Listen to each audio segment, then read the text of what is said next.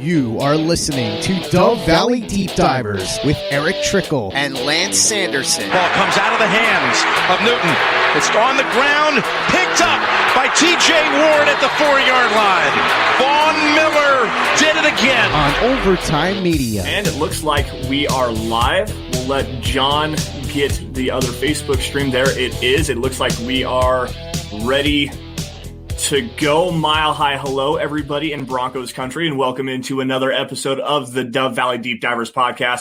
I am your host, Lance Sanderson, and joining me as per usual is my good friend and colleague. He is your Denver Broncos insider, Mile High Huddle senior NFL draft analyst, the one and only Erick Trickel. Erick, Thanksgiving yesterday, obviously a bunch of great food. How was everything on your neck of the woods? I know that you're not necessarily huge on Thanksgiving, and your Christmas tree has been up since what?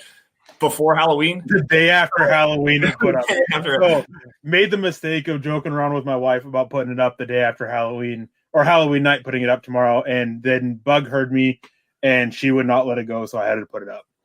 But yeah, I'm not a big Thanksgiving fan. I'm not a big turkey fan or anything, but it's always nice. I mean, having all the family around and everything, and especially with everything that's going on this year, and we kind of, even though we're in different households, we interact daily because my mom watches my daughter while we're at work. My brother works with my wife, so does my niece. So we're always interacting anyways. So we were able to have everybody over, and it was a good day. Nobody fought, surprisingly, which is normally a Thanksgiving tradition with us. So yeah, it was a good day. It was good food. It was just nice because with Walmart closed on the day, my wife actually got to stay home all day instead of having to work for a little bit. So it was nice to have the day with her on Thanksgiving for a change. Yeah, that's awesome, man. I spent the day over at Samantha's parents' house. My folks went up to Montana to go see my grandma, and so we didn't go down to see any of the rest of my family or anything like that. We just kind of stayed here in town. We'll go down for Christmas to see everybody down that way. But it was a good time. You know, we went over there early, helped cook a whole bunch of food, had a couple of adult beverages, and just had a really good time with everybody. It was a lot of fun to be able to hang out with her side of the family and do something different for a change. I mean, don't get me wrong, Thanksgiving is probably my favorite holiday just because I value that family reunion aspect of it. My family is massive, so I have 22 immediate cousins between my mom, my dad, and my stepmom, and then all kinds of aunts and uncles and a couple nieces and nephews. 4 sets of grandparents. Like, to get everybody together is really kind of hard. So we do use Thanksgiving as that kind of family reunion, the pseudo family reunion, to get everyone together. So that's why I really kind of value Thanksgiving. Christmas, we don't necessarily do that. We do get everyone together, but it's not quite the same thing, in my opinion. It's just a little bit different. But it was a lot of fun to be able to do that. And I mean, like with us, it's just the opposite. Christmas is the big thing. Although this year it's going to be a little bit tougher. I mean, as you know, I lost my grandmother last Christmas. Yeah. So not looking as forward to Christmas this year as I normally am. But it's just, for me, with Thanksgiving, it's basically a day to gather around with your family. And I've always been a very big family person. And we all live in a very small town. So we're always all together outside of what little bit of family I have down in Colorado. So it's just something, it's basically a normal day to us, really, is right, all Thanksgiving is. Right. So. Just make a whole pile of food that you usually don't get to eat, which, I mean, hold a barbecue sometime. You should be all right. But now, anyways, guys, coming into this week, the Broncos had a really good win against the Miami Dolphins. They actually played some very good complimentary football against a team starting a young quarterback. Drew Lock looked I won't say significantly better, but he did look better. And there showed some flashes that there's a potential franchise quarterback there. We'll still see. The jury's still out on that. The defense played great, held the Miami Dolphins to so they scored 13, but let's take 7 off the board there because that costly interception from Drew Lock. So we'll call it 6 points is what the Broncos held the Dolphins offense to. Got a key turnover there. Justin Simmons, the special teams didn't kill the Broncos. But this week, guys, they are playing the New Orleans Saints, and they have a very tough matchup. But the biggest thing here, Erick, I'm going to let you break this down for us really fast. What is the biggest key thing that the Broncos can do to beat the New Orleans Saints? How do they stop that Saints offense? Well, basically, it all comes to they got to take away the run game. Alvin Kamara, he's the big piece on them. I mean, they don't just have to take him out of the run game. They have to take him out of the passing game as well. He's just super dangerous with the ball in his hands. And on top of all that, they got to make the passing game. They can't let them just basically dink and dunk their way down the field. They got to try to force Taysom Hill out to the boundaries and about 10-plus yards downfield They just got to take away that under 10. Otherwise, that they'll just move the ball pretty consistently. And watching back on the Saints game last week that he started, that's a lot of what it was. It was a lot of just basically dinking and dunking it and just moving the ball inch by inch by inch, and a solid running game. I mean, they've got a really good football team around it. And I mean, it's just, if they were getting better play from their quarterback, I mean, even Drew Brees before he got hurt, if they were getting better play, it's hard to see that it's not hard to believe that they wouldn't be undefeated if that was the case. It's just such a good football team, with quarterback being the biggest issue with them. Yeah. That Saints offense right now with Taysom Hill, I mean, he had a pretty decent game. Let's just be real here. 18 of 23 for 233 yards, no touchdowns or interceptions, but he did add 49 yards on the ground and 2 scores, and those 2 scores were huge for that Saints team. He was sacked 3 times, by the way, which is something I think the Broncos can kind of exploit. And as you said, there were a lot of short and quick throws, especially to his left-hand side. I actually have this. I want to pull this up so you guys can see this. This is his spray chart via ESPN Next Gen statistics. If you look where all the green dots are, those are his completed passes. And you can see the vast majority of them, actually only 6 total passes went to his right side. So he's looking very short, within 15 yards, 10 to 15 yards, a lot of stuff behind the line of scrimmage, but it's all to his left. So that's something that was kind of noticeable to me when you watch that. Going back to see everything. Let's see if I can get this out of here. Going back to see what he was doing, focused a lot to his left-hand side, holding the ball a lot longer than he needed to, dropping back way too deep in his dropbacks and stuff like that. It's really kind of hard for me to see the Broncos allowing that to happen over and over and over again. We're going to get to that here in just a few minutes, guys. But first, we got a couple of matters of business to get at hand. You guys, make sure you guys are following the show at DVDD_pod on Twitter.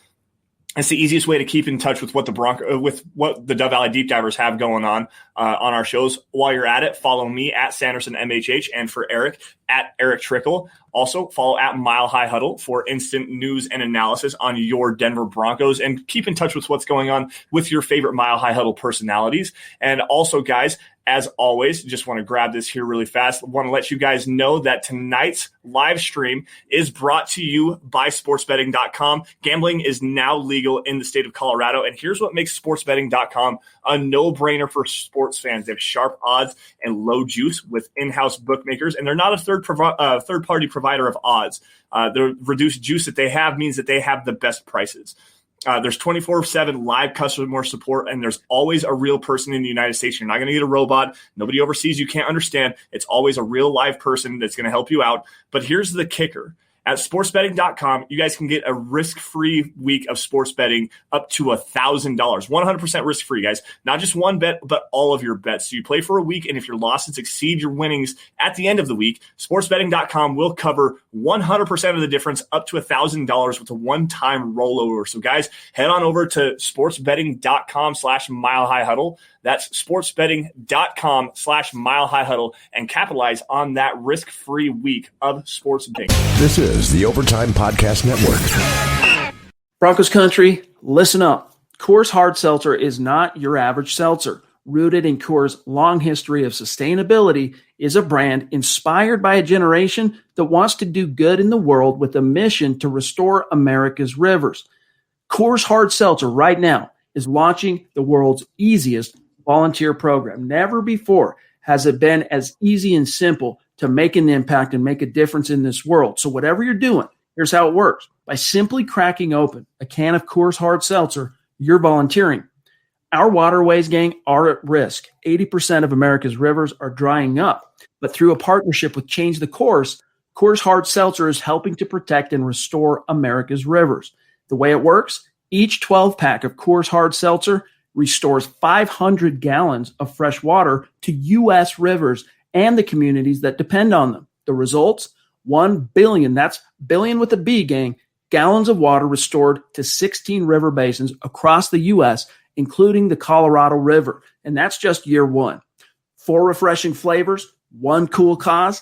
Enjoy naturally flavored black cherry, mango, lemon lime, and grapefruit. And the specs are in. Coors Hard Seltzer is 4.5% ABV. And Zach, it's only 90 calories. Chad, I got to be honest. It's always good tasting a Coors Hard Seltzer, but it just hits differently after the big Broncos upset of the Miami Dolphins. It's crisp, it's refreshing, it tastes good, and also leading them into my Thanksgiving celebration, Chad, it's even that much better. You heard it. So join the world's easiest volunteer program by simply drinking Coors Hard Seltzer. You can volunteer to restore America's rivers. You buy Coors Hard Seltzer, you help restore 500 gallons of water into America's rivers. It's that simple. Visit CoorsSeltzer.com to find a Coors Hard Seltzer near you. That's CoorsSeltzer.com. For every 12-pack sold through 8/31/2021, Coors will purchase services from Change the Course to restore 500 gallons of fresh river water. Details at CoorsSeltzer.com. Celebrate responsibly. Coors Brewing Company, Fort Worth, Texas. Now, let's get this out of the way here. Eric, something that's really going to be the big key, and you kind of touched on it just a little bit, is limiting what Taysom Hill is able to do in the passing game, and specifically going to Alvin Kamara quick and into the flats. Is there an easy way that the Broncos can do that? Are we talking stack the box here, or what do you think is the easiest way to limit Alvin Kamara's effectiveness for this offense? Sell out to shut him down. That's the easiest way is sell out to shut him down. I mean, the best idea here really would be play press on the line against his receivers, load out the box, bring Simmons and Jackson down, or even just one of them and let one play deep. Kind of go more of that single high safety kind of look and everything. And I mean, that would be Simmons, by the way. He'd be the best one for that. And just let Jackson come down, play Johnson and Jewell right up there, and just try and do whatever they can to take him out of the game. I would much rather be beaten by forcing Taysom Hill to attack the receivers out wide and deep instead of letting Alvin Kamara beat us. Like that's the biggest thing is I don't want to be beat by him. I want to force this quarterback, very inexperienced quarterback, who I found out today is older than I am, by the way. Yeah. Didn't realize that. And force him to beat us. Because, I mean, I have my doubts about his ability as a quarterback overall. To me, he's a better version of Tim Tebow. And that's what I want to be. I mean, it was like back when Tim Tebow played. A lot of teams, they wanted to force Tim Tebow to beat them. Because it was easier to accept this guy that may not be the best quarterback. It's easier to accept that, hey, they just play good football. We forced them to beat it. Or we forced him to beat us, and we didn't get beat by the other playmakers they have. And that's what it comes down to. Is you don't want to lose to the other playmakers. You want to lose to the inexperienced quarterback. I mean, you don't want to lose at all, but yeah, you get my point. Well, if you're going to lose, and I mean, this is not necessarily the best example. I mean, it is. It's a really good example. Not the best one, just because you obviously, like you said, you don't want to lose. But go back to Tim Tebow against the Pittsburgh Steelers in that divisional round playoff game. Like they didn't. Obviously, the Steelers didn't want to lose that game, but they knew that if they were going to lose that game, they were going to force Tim Tebow to beat him throwing the football. He threw for 300 yards and like 4 touchdowns. And obviously the big crossing route to Demaryius Thomas on the first play of overtime, that's just one of those tip your cap things. And that's the biggest thing, and I agree with you on this, Eric, is that if Taysom Hill is going to beat you, you make him push the ball down the field on the boundaries because he doesn't have the strongest arm. I mean, you go back and watch that game against the Falcons last week, and yeah, Taysom Hill hit Emmanuel Sanders on a 45-yard go route, but that ball was underthrown by 10 yards. And Emmanuel Sanders had a great adjustment and came back and caught the ball, made a big play that way. But he doesn't push the ball down the field on an accurate basis or on a consistent basis. And that's something that if you're going to be the Broncos, you want to take away anything underneath, and you want to take away the crossing routes and the dig routes that they like to run, especially with Michael Thomas on the outside. If you take that away from him and you make him push the ball to the boundaries and you take away the screen game with Alvin Kamara, which they really like to use, especially right now, that's going to be the easiest way to kind of break that down. Now, I actually have a really good breakdown for you guys here before we get into this. But, John, go ahead and pull up Stu Meat really fast. We got a super sticker coming in here. A couple other super chats. Want to say hello to the chat. Roger Seaton coming in on Facebook. What's up, dude? Noff Gunner. What's up? Richie Rich joining in. Jerry Holland on Facebook as well. James from across the pond showing that Broncos country is, in fact, a hashtag state of being. Denver Broncos for life on YouTube. Luke McKivicker. What's going on, dude? Stu Meat here with the $5 super sticker. A bunch of hippos, dude. That's cute. I like that. I appreciate that, man. He says, also, if the Saints do score a touchdown on us, I hope that it's Emmanuel Sanders. We get a mile-high salute and a bow for our fan base. Go Broncos. To me, and I talked about this with John for just a minute before we went live. The whole Emmanuel Sanders storyline to me in this game specifically, and it really kind of goes back to any player. I mean, yeah, Emmanuel Sanders was beloved in Broncos country for 4 years, and this is just a window dressing. It's more just bulletin board material. What do you think, Eric? I think that the Broncos defense and the Broncos in general, they just want to shut him down. The parting of ways between Emmanuel Sanders and the Broncos wasn't the prettiest. There was a lot of issues going on. I mean, and it started to overflow into the media, into the public, into his press conferences and everything. And it just started becoming more and more known and out there. But, I mean, there was still a lot that was going on behind the scenes that wasn't made publicly known. And I think that because of that, they really don't want Emmanuel Sanders to go off against them. I think that there's a matter of some pride in it with these defenders, especially someone like Bryce Callahan, who I fully expect to be matched up against Emmanuel Sanders and just shut him down. Bryce Callahan's playing in my opinion, he's playing at an all-pro level. Yep. I mean, his season this year has been absolutely insane. He's the best. He's been the best nickel corner this year in the NFL. Did struggle a little bit when he was out on the boundary earlier this season, but and covering up for two rookies who weren't quite sure fully what to do. But yeah, after that. But yeah, I think it's a very prideful game for this Broncos defense. And I think that there is some aspect on the offense with some of these players that were here last year that they want to go out there and show that we're just fine without you. The thing, I want to actually kind of pick your brain on this, and I understand where you're coming from with Callahan, especially playing on the boundary and whatnot. But is there a reason why we're not seeing Michael Ojemudia on the boundary right now? Do you have a real significant theory, anything you've heard coming out of Dove Valley with your sources and whatnot? I haven't really heard anything about it, but they said that it was just because the matchup against the Falcons? No, not the Falcons. Who did they play before the Dolphins? It was the Raiders and the Dolphins. The Raiders. He didn't play Raiders game. He didn't play anything against the Dolphins. And they said the Raiders, he wasn't a good matchup. All right, I could buy that. He wasn't a good matchup fit against the Dolphins or against the Raiders.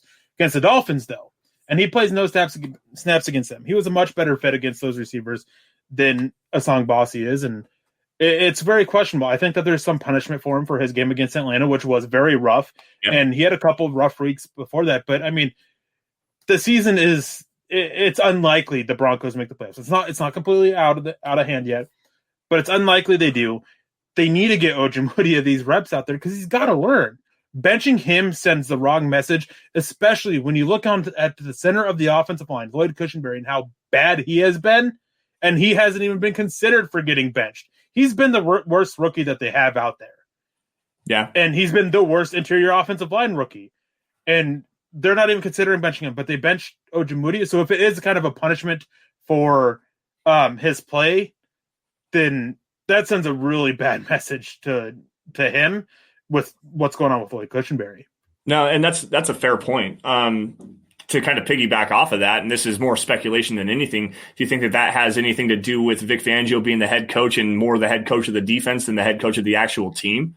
Because you see Vic Fangio calling, obviously, I know that sounds rough and it sounds hot takey and stuff like that, but Vic Fangio has not done a very good job of controlling what's going on the offensive side of the football. He's letting Pat Shurmur kind of take the reins there and stuff like that. So with Fangio knowing what he wants his cornerbacks to do, and Ojemudia has struggled as a tackler. I've made that very clear that I thought he's been a bad tackler since going back to the Pittsburgh Steelers game. But with Fangio being the guy and calling the defense and knowing what he wants with his cornerbacks, do you think that that's more of a message from Fangio to Ojemudia that if you want to play in my defense where I'm focused and I'm the guy calling the shots here, if you want to play, you got to improve? Or is that just I guess I don't know how to take that. Like, is it because Fangio says you're the guy that and he's not paying attention to the offensive side of the football, or what? I'm sure that's part of it, is that he is the voice of the defense, and he's kind of, it was well known that he kind of let the offense do their thing. He didn't want to overextend. He doesn't know the offense very well. But at the same point, he is the head coach. He controls over the whole team. He's got to show that he is that guy, that he is that leader and everything like that. And if you're going to bench a guy on the defense for being that bad, he's got to step up and say, hey, look, he's got to get benched. He goes, I don't think that Austin Schlottman or Graham Glasgow or anybody else could do much better or would be great, or they may or not be great, I guess. But something's got to be done. Ojemudia is playing terribly. His tackling has been a big issue with him. Well, Lloyd Cushenberry, his pass protection has been absolutely atrocious. His run blocking's been somehow even worse, mostly. Yeah. So, I mean, they drafted Nathaniel Moody. Maybe throw him in there, Graham Glasgow to center. Graham Glasgow, I felt, was much better at center than he was at guard when he was with, Detroit, right? Yep. So maybe that's the shakeup there.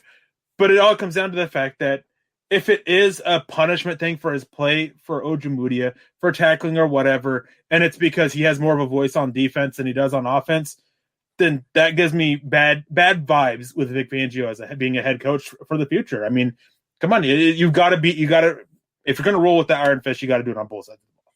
Yeah.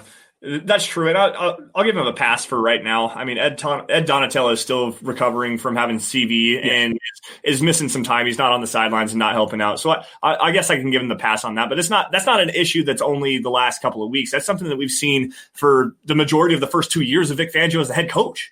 Like he's not plugged in tune with what's going on the offense side of the football. So it just raises some red flags to me. And I'm not trying to say anything stupid here, like the Broncos need to get rid of Vic Fangio or he needs to step down. No, I'm not saying that. He's a good coach, but he does need to be more in tune with what's going on for the entire team and not just what's on the defensive side of the football. He needs to be more of that head coach and not just the defensive coordinator as a head coach. Yeah. There is such a thing as being a game manager as a head coach. People hate that. The game manager at the quarterback position. That means you're not taking aggressive shots. You're just kind of dinking and dunking, working. You know what? Tom Brady made a hell of a career for 18 years being a game manager. Okay, he's taken some shots every now and again, but for the majority of his career, he's been a game manager and just figured out the right play when they needed to have it. Now, as a head coach, that is your job. That is the number one in your job description. Manage the game, manage the team, be the manager of the team. And he's not doing that. This is the Overtime Podcast Network. So let's get moving forward here. But before we do, I want to grab this really fast. John had it pulled up and we got to see the little emoji there, the little pair that says, "Hey, you, Muhammad, thanks for joining us tonight and throwing up that super sticker, showing some love for the chat and everything like that. We appreciate you, big dog." Now, this is where real quick, since I saw this in there, somebody asked or John asked, has Moody been active during game? Yes, he's actually been active in 2 games. He only played on special teams, Atlanta and Miami. Yeah. Speaking of that Miami game, I'm going to grab this really fast. If Ryan Fitzpatrick had started, do you think that Miami wins that game? I don't think so. Denver played so well defensively and really kind of took away everything that Miami wanted to do. Fitz did have that really nice drive at the end of the game, but I don't think that Miami wins that game. Regardless, Denver played so well offensively, especially after that first couple of drives, and that the defensive scheme, they took away everything from Tua, and then though. There was a lot of open guys or guys with decent space that should have been able to been hit. Right. But the thing is like Fitzpatrick is you don't know if you're going to get the good fits or the bad fits. Yeah. That's what it comes down to me. Is I think they could have, but it all depends on what Fitzgerald showed up. Yeah. Yeah, that's fair. Fitzpatrick. Sorry, not Fitzgerald. We meant what you knew. It's okay. Anyways, guys, let's get back to the game that's actually in hand this week. And I'm going to grab this. I showed this to you guys a couple of weeks ago, and I grabbed the image itself from, I can't remember who it was. So let me just share this for you guys to see what we've got going on. Make sure that you can actually see this up on the screen. Okay. So this right here is a basic diagram of what the Broncos run as far as their defensive scheme. This is the cover 4 or match quarters, especially with the way that the Broncos run it. It's a match-based defense based on your linebacker and your safeties. Okay, this is why coverage linebackers and coverage safeties are huge keys to Vic Fangio's success as a defensive coordinator, because your safeties will dictate the coverage based on the route stem of the inside receiver. So this right here, we have a 2x2 shotgun set with a running back in the backfield. Label this receiver here. If you can see my mouse, the bottom left-hand corner of your screen, this is number 1. This receiver here in the slot is number 2, and it's mirrored on the other side. So the boundary receiver, number 1 and number 2. Okay. So your linebackers and your safeties have dual responsibility on the inside receiver. Your outside cornerbacks are going to look like what's locked up in man coverage. Okay. Now, Your cornerback has to play with outside leverage, meaning don't get beat over the top, meaning don't get beat deep. Appreciate the help on the inside if you can get it, meaning that you have a safety that bails back and turns this into, instead of a cover 4, into a cover 2. And any route on the outside boundary receiver here that say, let's break this out on an out route, or even just a little comeback route or a little hitch route. Anything that breaks to the outside of the field towards the sideline, the cornerback has to drive aggressively on the football. And this is where Vic Fangio's cornerbacks get a lot of takeaways. They have very limited responsibility within what's going on in the defense. Okay. So again, basic little breakdown of what the Broncos want to do. Now, the problem with a defense that is played like this is you're vulnerable to deep shots, especially in the seams in this area and on the boundaries, because there's a lot of room that these players have to cover, and there's a lot of communication that has to occur between the cornerback, who has to carry his responsibility back into this deep zone, the free safety, who has to understand that if your number 2 slot receiver here runs a go route or a post route, this man has to be covered by the free safety. So now you have a true quarters coverage, okay? If this route here runs a breaking route or an out route, the linebacker has to cover that. So if this turns into a drag route, this linebacker has to wall him off and then pass him off to the middle linebacker, and vice versa on this side. If this route breaks to the outside, which is where you're going to see a lot of these swing routes and these the screen routes with Alvin Kamara and the Saints, this linebacker has this outside zone. There's a lot of communication that has to go on. There's a lot of moving parts. But where this actually gets very interesting is how easily this scheme translates into just a straight cover 2. Now I'm going to take this one away and grab another. What do we got going on here? I got to pop up. Well, you grab that real quick. I just want to cover one thing here. Joshua Walsh asked, could Alaska support an NFL team? No. The population in Alaska is just so spread out. We're the biggest state, and we're the least dense in population. We wouldn't be able to support an NFL team. It sucks because, I mean, obviously it would be I'd absolutely love it, but yeah, it's just not possible, really. I mean, it just with how much population, I mean, where you could put it, that'd be easy. There's lots of land available and everything like that. But and as for teams, I've always been personally liked the Alaska Yaks, just because all the jokes and stuff that can come with it. They're bad. I'm going to go yak. All right. Anyways, so to get this train back on the rails really fast. So before I pull up this next image here to show you what I want the Broncos to try to do here, the biggest reason why I want to see this change, especially this week, is because the Saints do like to run a lot of rub routes and crossing routes. And if you go back to even the Tennessee Titans game or what the Steelers were able to do with their intermediate passing game, crossing routes against Vic Fangio's defense are extremely vulnerable. Because, again, there's so many moving parts. There's so much communication that has to happen. You got to understand where your zone stops. The next one begins. There's a gray area in there. There's a lot of different holes that Vic Fangio's defense has within the crossing routes, which is why they're considered a bend but don't break. So there's a lot of moving parts and everything. They give up a lot of yards, but they don't give up any points in the red zone because the space shrinks down significantly. Your safeties, instead of being 15 to 20 yards deep in their zones, now they're 10 yards off the ball, and that shrinks down all those zones. There's not a whole lot of holes to throw the football into. But against the New Orleans Saints, with all these rub routes and a lot of these crossing routes, I'm going to grab this really fast and try to continue to explain this for you guys. I want to see them move into more of a cover 2, where you have straight cover 2 on the outside. Your cornerbacks are going to move into the flats. Your linebackers have some hook zones in here, cornerback in the flat, a 2-deep shell. But instead of just having it as a 2-deep shell, I want them to go into a 2-man look. So instead of having the cornerbacks play in the flats down here, in the bottom of this, at the bottom of your screen, hold on, let me pull up the right window here. So the cornerbacks have this flat coverage. We're going to lock this guy up in man coverage. We're going to lock up the linebacker in man coverage against the tight end. We're going to have this other linebacker here lock up in man coverage, or if he has to, lock up in man coverage in the slot here. and your middle linebacker, and this is specifically who I want to be standing here, 45, Alexander Johnson. I want him playing this hook zone here or in man coverage against Alvin Kamara at the running back position. Now, that sounds like a mismatch, and it's going to be, especially if they can get Alvin Kamara out in the flat. But Alexander Johnson does such a great job driving on the football vertically, where I don't think that the screen game is going to be a big issue. But the biggest thing to me here is when Alvin Kamara stays in pass protection, or they line up Kamara out wide. I want Alexander Johnson as a spy on Taysom Hill. I want him to make sure that Taysom Hill cannot beat you with his legs.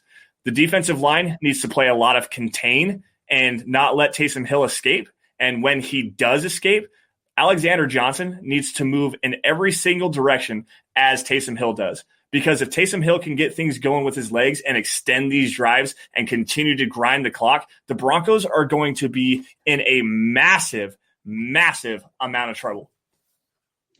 Yeah, they are. And that's one thing, too, is like with Shelby Harris is out for this game, correct?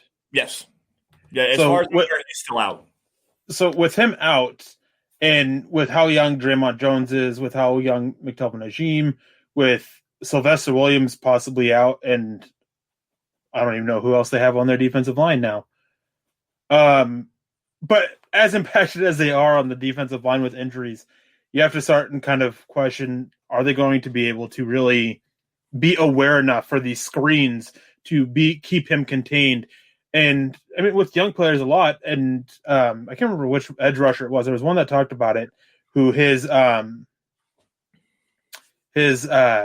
rookie year, he really struggled with contain and everything like that, because he wanted to go hit the quarterback. He wanted to go get the sack.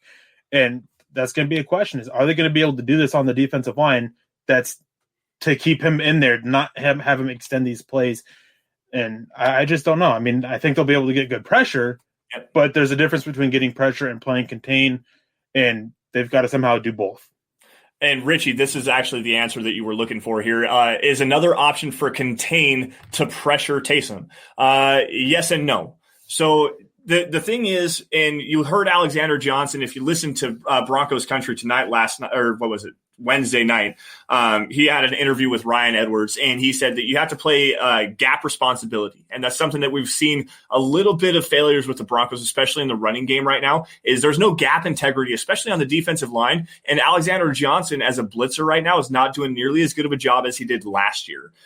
He's a better run blitzer. Obviously, we all knew that, but they're using him a lot as a pass blitzer. He actually has the most pass rush snaps, or pass rush blitz snaps of any inside linebacker in the NFL this year, the most of any of them. So, and he's not getting home, and that's the big thing. There's no gap integrity up front. So if you want to pressure Taysom Hill, you have to maintain gap integrity. That means don't let your edges get past him in their pass rush around the arc. They need to keep everything in front of them.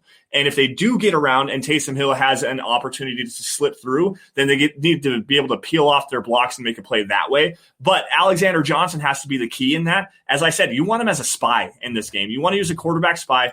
And if they do manage to dink and dunk the ball to Alvin Kamara on the boundary, you got to kind of deal with that a little bit. You want to take it away from him as much as you possibly can. And if you can, I really don't know how you do it coming out of the backfield. But if they do get him going, Alexander Johnson's still good enough to be able to go make those plays out in the flat, and you still have good gap integrity with your man coverage cornerbacks on the outside. So there's a way to kind of alleviate that stress. But if Kamara stays in or he's split out wide and it's just a 5-man protection scheme, and Alexander Johnson can play in the middle of the field and stay that spy, that's the best way the Broncos are going to be able to beat the Saints. They got to play quality man coverage. And if it was me, and the Broncos don't have the horses capable on the outside to do this, not like they did with Aqib Talib and Chris Harris Jr. They can't play press coverage with these guys. They're just not physical enough on the outside, at least in my opinion. But if you could play press coverage against the Saints right now and disrupt the timing, make Taysom Hill hold on to the football just a little bit, then because another thing with Taysom Hill is he's not a sight adjust thrower. He's not an anticipation thrower. He's a see it, shoot it thrower. So he's not going to throw an anticipation throw on a crossing route and kind of work away from the linebacker, fit it into a hole or not and whatnot. He's going to try to see it and then shoot it. And it's going to have to be wide open for him to see it. So the easiest way to collapse those wide open throwing windows, press man coverage, tight coverage, and contain him within the pocket and make him beat you with his arm and not with his legs. This is the Overtime Podcast Network. Yeah. And we're going to get out of here before too long. But there was one question that I saw earlier that I'm going to go find because I really want to get it. And it was Diego asked, if the season ended today, who would you guys draft? And there's multiple different ways. I'm not going to go quarterback just because of how controversial replacing Drew Lock is at the moment. I would probably go with one of my top two edge rushers. And it just kind of depends on what the situation is with Von Miller. If Von Miller is gone, I'm going to go with Joseph Osai from out of Texas. I mean, he's a guy who I think has tremendous upside. He can kind of play that Leonard Floyd type role who can drop into coverage, but he does need a little bit of development there. Really good getting after the quarterback, does a good job setting the edge against the run and everything. Or there's Gregory Rousseau out of Miami who opted out, who's so athletically gifted. Dude is a tremendous athlete. And he's got tremendous length that he uses so well, but the technique isn't there. He's going to take some time. And if they bring Von Miller back, Rousseau would be the guy I go with because he can be that number 3 rusher behind Von Miller and Bradley Chubb as he gets the technique down a little bit while still seeing some time, just not the main starter, and learn from Miller because a lot of what Miller does, Rousseau can do as well. I mean, just so much there. I mean, the Von Miller special would be a great move for Rousseau to pick up. Yeah. James actually coming in here, and he says with a non-quarterback, because we all know James has been very vocal about his love for Zach Wilson, the quarterback out of BYU. With the Broncos where they're at right now, it's still a long ways to play out. But with the Broncos right now picking in the middle of the first round, as a non-quarterback, there's a whole bunch of ways, but I'll be controversial and say Jeremiah Owusu-Koroma if we stay at 15. I think Isaiah Simmons, but with more man coverage ability, I like the appeal of hybrid linebackers like him. Now, Eric, I have not got a chance to take a look at this guy yet, so go ahead and educate us as far as that is concerned. I have my concern about him in the Vic Fangio defense, and it's just more so of, with the roles that they have, I'm not sure exactly where you would put him. I think that he would be best in a more traditional 4-3 front where he can play that will linebacker role and be kind of what Brandon Marshall used to be when we had Danny Trevathan. How do you say his name? Trevathan. And I just have my concerns with that. I think he's a tremendous player, but if you run that right scheme, he can be great. If you don't run the right scheme, I think that in this one, he can get swallowed up against the run quite a bit. All right, Malcolm Brown coming in here. How far to reach for a right tackle in the first, second, or third round? I'm going in the second or third round, honestly. And the reason I say that is because you're stuck with Juwan James next year regardless. $19 million on the books. They forwarded that money over because he opted out. And so obviously that money is going to have to come off regardless next year. So Juwan James is going to be your starting right tackle next year unless he's hurt, which is like a 75% guarantee. Sorry, that was rude. But no, there's one that you showed me, the Minnesota kid, Daniel Fa'alele, big guys. What, first guy off the 6'8"? bus, 6'8", 400 pounds, and is very, very light, especially for that weight. Moves very well. Yep, very impressive. We were sitting there watching some film against Georgia Tech a couple weeks ago, and the way that he moved downfield, just kind of lead blocking, it had a linebacker, and he pushed him 15 yards down the field and then buried him. It was absolutely amazing. It was shades of Garrett, like. Last week we got to see some really cool stuff out of Garrett Bowles and the pulling game, and he blew up a cornerback on the edge on a big run and shot him into outer space. And the Daniel Fa'alele did the same thing, only he buried this guy more than 6 feet under, and it was brutal, nasty block. Absolutely beautiful technique. Just a big, huge guy that moves incredibly well. Eric, you're absolutely right. A very smooth and fluid mover. Anybody else in the second, third round range? Because I don't think the Broncos are going tackle in the first round. I really don't. I think if they go tackle in the first round, I think it's a possibility. I think it's a greater possibility if they let Garrett Bowles walk. Right. And I think the biggest reason is that they want to go and make sure that they have a tackle set for when they move on from James after next season. Right. And if they do that, then I think Dylan Radins out of North Dakota State or Christian Darrisaw out of Virginia Tech, I think both those guys would be good fits for him. I think Penei Sewell is just kind of out of the reach. Yeah. I think Dallas is going to do whatever it takes to get him. But Really? Second round, I mean, Alex Leatherwood, I think he would be a good guy, versatile guy, play guard as well. Jackson Carman, I really like him out of Clemson. I think his technique coming in is great. And just the issues are a little bit elsewhere, but I mean, technique is really good for what we've seen of tackles coming out. He's up there with how he has his technique down, and he can flawlessly switch his techniques and play in multiple schemes as a result. There's a few other guys too that names aren't coming off the top of my head. I mean, Samuel Cosme, who I'm not the biggest fan of. There's another guy too that's pretty big, but I can't think of his name either. Rashaan Slater, who I think is more of a guard in the NFL, but I think he has potential to be a tackle in the right scheme. I think that he's more versatile in scheme if he moves inside. Yeah, that's a good answer. I appreciate that. Alex Leatherwood is one that's really intriguing to me. There were some people saying that if he came out last year, he was going to be the 5th offensive tackle taken in the first round. There was a lot of people saying that he had first round hype. This year's a little bit different. I'm not sure exactly why. I think a little deeper class on the top end on the other positions. He just didn't progress as everybody wanted. That's a fair point too. That's a very fair point too. There was one more question, at least that I want to get to, because we were talking about the edge rushers, and Richie came in and said, Eric, with that pick, would you be concerned that it would hinder Reed or hinder the pick if Reed continues to look good? Reed had a good game against the Dolphins, and this is going to be a bit controversial, but it was the only real good game that he had. Great game, I would say. The other games that he had a couple 2 sacks on, they just weren't good quality sacks. They were low quality because they're either coverage guys or he went unblocked. It was a coverage sack or he went unblocked. But this time he actually beat tackle and with a pretty good move. I still don't view Malik Reed as a starter. I think that at best he's the 3rd guy.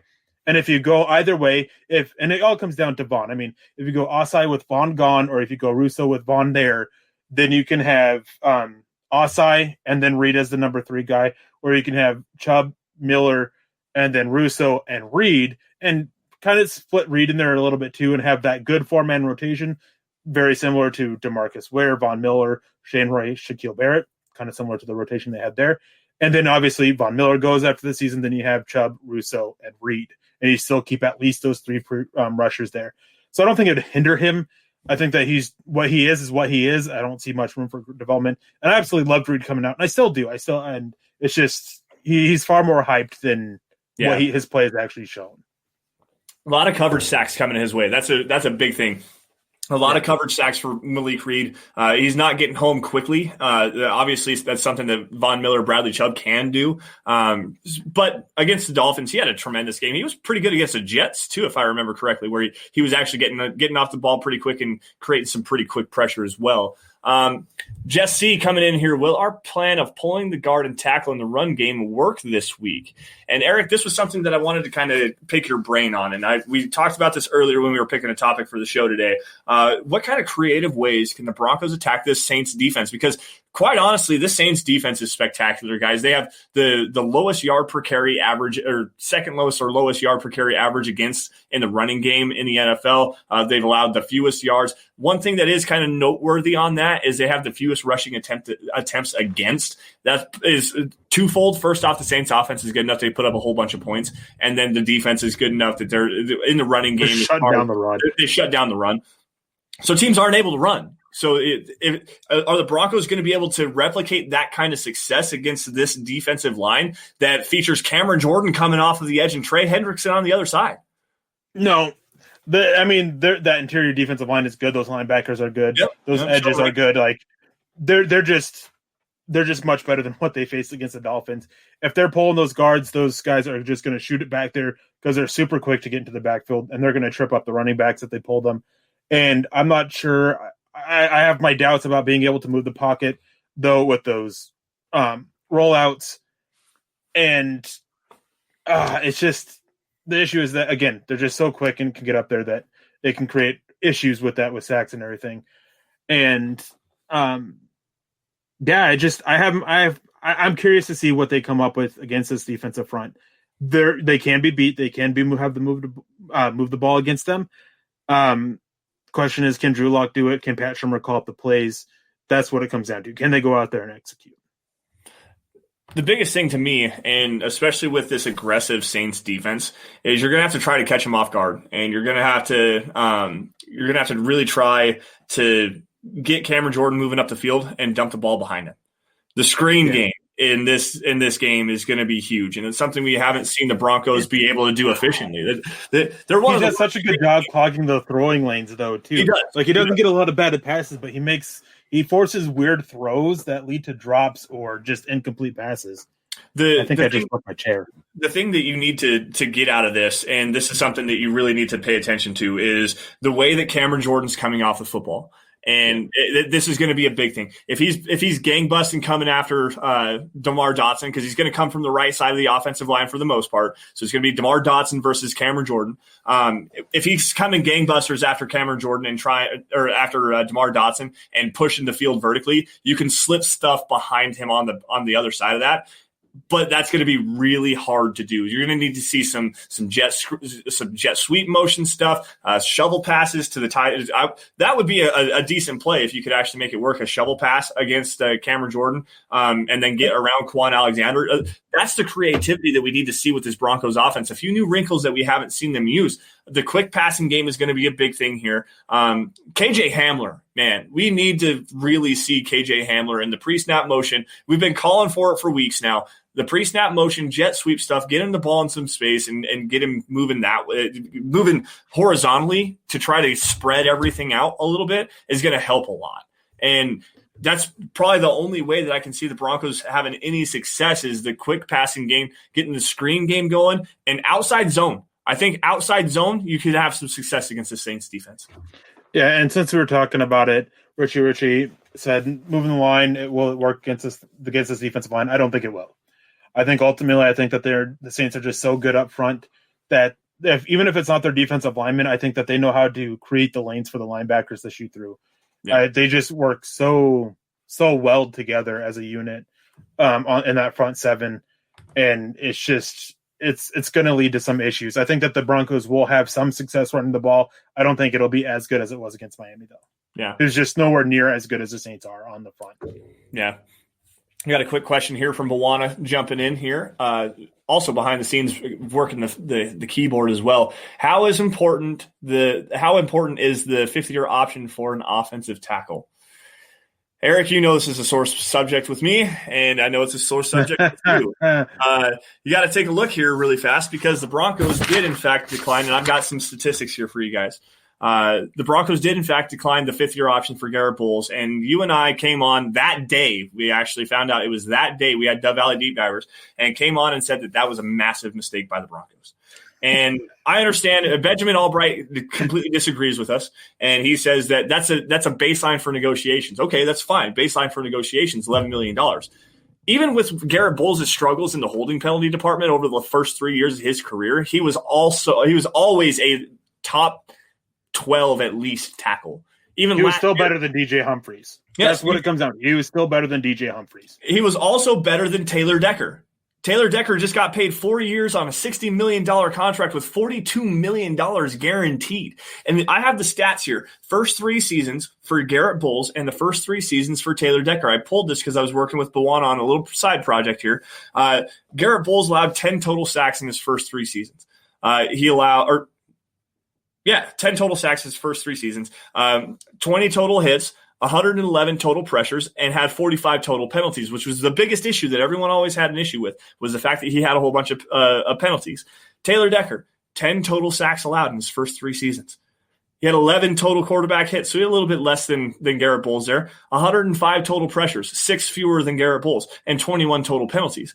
Taylor Decker has also allowed 7 sacks last season. Garrett Bowles only allowed 4. He's allowed 2 sacks this season and 25 total combined pressures. Garrett Bowles is not allowed to sack yet this year and 9 total pressures with 1 total holding penalty against him. He's bumped his play up to an elite level, and now the Broncos have to pay him next year. If they didn't give him the 5th-year option, they have him on a cost-controlled contract at $11 million a year. They don't have to pay him $14 million, which is the price of the franchise tag this year, and they don't have to give him a long-term extension. This is a terrible move by the Broncos, and it's a massive – I mean, $3 million doesn't seem like that much, but in a year that the cap is going to shrink, the Broncos are going to roll over as much possible money as they can to next year. $3 million buys you another role player. Yep. It buys you a Nick Van Nett. And additionally to that, I mean, talking about Taylor Decker's stats, that doesn't even get into the run blocking, which was from my view, whenever I watched him, was always a big concern. Like it just it was a bad mistake by the Broncos. They were wanting out from Garrett Bowles. They were ready to give up on him. They were eyeing some tackles in the draft. They missed out on them. Had they got them, I'm pretty sure Garrett Bowles would have been gone. And we got to give credit to Garrett Bowles because hearing him talk the other day about what he was doing, having his wife run at him, I think that the Broncos need to hire her as an assistant offensive line coach and just have her do that. Like, that was just a great story from Garrett Bowles. Him putting the work in, him realizing that, hey, I got to step up. Like, it was great. And I just love that he proved everybody wrong. And except for me. That's the best thing is he didn't prove me wrong. Yeah, no, he didn't prove me wrong either. Now we're right there, pounding the table. How many times did you get called an idiot or say, like, someone say, no, that's not going to happen. He's going to get Drew Lock killed. The holding penalties. Well, just last week, we had some people that I was talking about how at least in the first 3 seasons, Garrett Bowles did show some growth. It wasn't the growth, it wasn't great growth, but he did show some development, some signs of potential, some signs of taking steps forward. And last week, I had people that were sitting there insulting me and everything for it. Yeah. And it's true. I mean, Garrett Bowles, was it the steps that he really needed to take? No, but they were still steps forward. And that's the key, is that you got to see steps forward.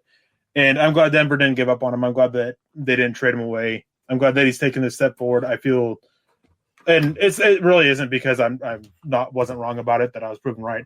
It's because I felt for the guy. I mean, the hate that he got from so many people. I mean, just all the lame jokes that were thrown about him is just it's just bad. And Carlos Oliva comes in with the $1.99, says hindsight's 20/20, no one saw Bulls improving. That's wrong. That's very wrong. You can go back and you can watch some of Dove Valley Deep Divers. I know Nick Kendall, he saw it as well. I mean, I did articles about it. I talked about it. We saw the growth that he had last season from the start to the finish, especially the last 5 games.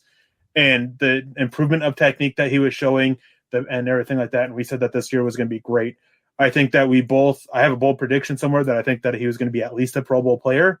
And I think Lance had the same one, actually. Yeah.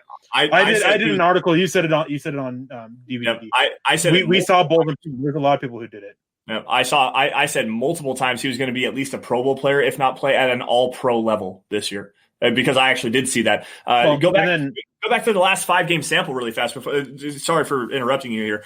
Go back to the last 5-game sample that we had with Drew Lock as a starting quarterback. Okay, Garrett Bowles had 1 holding penalty, and it was on a 1-yard running play on 3rd and 9. It didn't affect nothing. The Broncos were not doing a damn thing with the football in that particular aspect. He gave up 0 total sacks and 4 pressures in 5 games. Okay, now we're moving into 2020, he has 1 holding penalty in 10 games, 0 sacks allowed, and 9 total pressures allowed. So over the 15 games, 2 penalties, 0 sacks, and 12 total pressures. The growth is palpable, and you could see that. You could even see it over the course of the first 5 games before that, the last 5 games. Go back to, so this is my favorite statistic, and it's one that people don't want to acknowledge at all with Garrett Bowles. The Chicago game, the Chicago Bears game, week 2 of last season, Garrett Bowles had 5 holding penalties in 1 single game. Okay, he had 10 total holding penalties all of last season. So 5 holding penalties in 1 game. You take away that 1 game, 5 holding penalties over the last 15 games. That's 1 holding penalty every 3 games. You're telling me that's a real problem? That's the problem with Garrett Bowles? No. Garrett Bowles has been a great left tackle for this team. And he's got a lot of warranted criticism. And he takes it personally, guys. After that 5-sack game, there was multiple reporters that said that he was inconsolable, crying, bawling his eyes out in his locker and would not talk to anybody. And when he did finally open up and talk to somebody, he said, I just feel so bad for this fan base. I feel so bad for my teammates because I have let everybody down. He takes that criticism personally, and he's flipped it around on its head, and he's the best left tackle in football per Pro Football Focus this season with a 90.0 grade and the highest pass protection grade of any offensive lineman in the NFL. And I wanted to get this real quick. Karen came in and said, repeated bad play is what fans saw, and also at the same time saw no improvement over a year's span. If this is about Garrett Bowles, I don't know if it was about somebody else earlier in the chat or what. If it's about Garrett Bowles, there was improvement every year. And a lot of fans were just giving up on him, and they didn't care to look to see that improvement.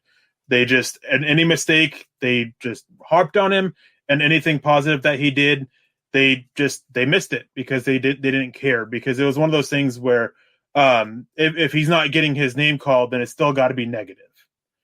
They didn't want to open their eyes and see it and everything like that, and that's what it came down to. It was still. It was frustrating watching him because he would have those boneheaded mistakes, but that improvement was seen. It was there, and multiple people saw it, and multiple people gave him credit for it. But it was always and not to sit there and go back to harping on him or anything like that. But part of the problem is he would make a good play and then he'd follow it up with a bad play.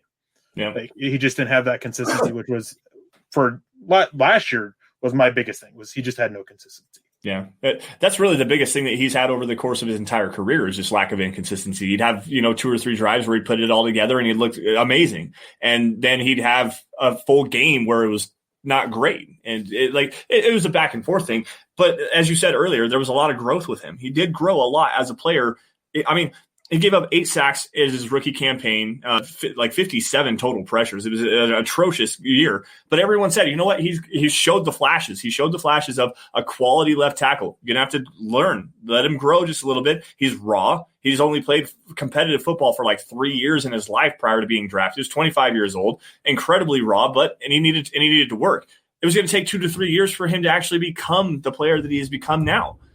He was a multi-year project when he was drafted. Yep. He was the guy who was very inexperienced in football and just other issues as well. And just knowing what we know now, James here coming in, the Broncos did not make the wrong decision choosing Bowles over Ramczyk. I have one point on this before we get out of here, because we got to get out of here real quick because I'm freezing, by the way. In this case is I think that Ramczyk, he's good. I don't think he's great. I think early on his issues that he had, and he had a lot of issues as well, I think that his issues were covered up by good quarterback play. Hey, that's another good point. That is another really good point. So Garrett Bowles was pass protecting for Trevor Siemian, Paxton Lynch, and Brock Osweiler in his first 2 years. And then he had Case Keenum, who was a pocket statue and was not Joe Flacco, 9-step drop. Yeah, 9-step drop, Joe Flacco. Brandon Allen, who couldn't sense pressure if it was biting him on the heels. He couldn't sense pressure if he was being taken to the ground. That's seriously. And then you get Drew Lock, and he can actually move around and send some pressure and help out his offensive lineman. There's this really cool word that James Candle says right here, synergy. There's a lot of synergy that goes on with offensive line play. Your quarterback has to be able to help himself and help the offensive line and also deliver the football on time. Say that again. Say that one part again. About how the quarterback has to help out the offensive line too? Yeah. It's you know what helps with that? Getting the ball out quicker. You know who has one of the longest times of holding onto the ball in the NFL right now? Drew Lock. And so all the people that hate on the offensive line. Anyways, I digress. Yeah, there's a lot of different rabbit holes you can go down this route, guys. And we're not just trying to be contrarian. We bring you the facts and tell you how it is. This is the Dove Valley Deep Divers podcast, and that is what we do. And with that, guys, speaking of what we do, we're gonna have to get out of here tonight. It was a great show. All right, guys, my office is freezing. No, it's a little slow on the comments and whatnot. Had some really good discussion, but we do appreciate everybody for joining us on the Dove Valley Deep Divers podcast. First things first, wherever you guys are at, subscribe. If you're watching this on YouTube, subscribe to Mile High Huddle. If you're on Facebook, become a supporter. Go to facebook.com/Mile High Huddle. Click the blue become the supporter button. It's like being a super chat superstar on YouTube. Subscribe wherever you guys are at. Like every video you guys see, and if you love it, share it. Get it in front of as many Broncos fans as humanly possible. You guys can follow me on Twitter at Sanderson MHH, and for Eric at Erick Trickel. Follow the podcast at DVDD_pod. Also follow at Mile High Huddle for instant news and analysis on your Denver Broncos.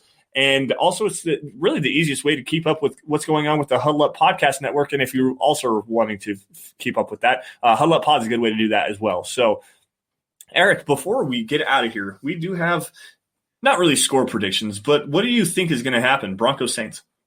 I think it's going to be a bigger defensive battle than people think. Yeah. And I think that it is a late touchdown that really seals it, but it's unfortunately for the Saints. I can't remember my score exactly. I think it's 16-9, but I'm not positive on that. Yeah. You'd have to check it. As always, they're up at milehighhuddle.com. At milehighhuddle.com, the Mile High Roundtable with the bold predictions and score predictions piece. All of your Mile High Huddle staff members have joined in on that as per usual. I have it, I believe, 17-13 Saints, just because I don't think that the Broncos are going to be able to completely nullify Alvin Kamara. I kind of highlighted why, because there's not really a good way to stop him receiving the ball coming out of the backfield. And if the Broncos can't do that and he is able to get the screen game going, which I think is what they're going to do, that's going to open up some stuff in the running game. And the Broncos have allowed two games over 200 yards rushing in the last 4 weeks, excuse me. So I think that the Saints are going to be able to get it going on the ground. Taysom Hill is going to have some decent runs. They're going to grind the clock, not put up a whole bunch of points, but they're going to walk out of Mile High Stadium with their first victory since, I believe, 2000. They haven't won in Denver since 2000. But all right, man. Real quick before we get out of here, I just want to say is I hope everyone watching this had a great Thanksgiving. I hope you guys enjoyed the show. Yeah, absolutely. And just a reminder, during the holiday season, please reach out to friends and family, especially this year. See if everybody's doing okay and just check up on them. Yeah. Make sure you keep everybody in your hearts.